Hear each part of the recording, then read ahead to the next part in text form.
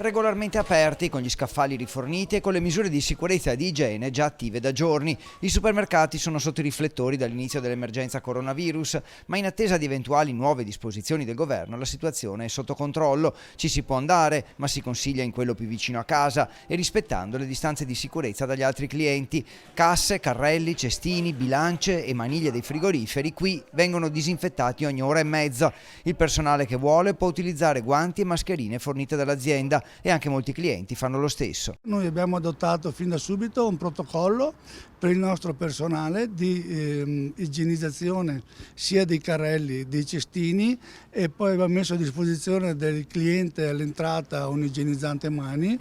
Abbiamo messo un igienizzante carrelli e cestini e la disponibilità di utilizzare il guanto da subito, in maniera che il cliente deve essere assolutamente sentirsi tranquillo nei nostri negozi.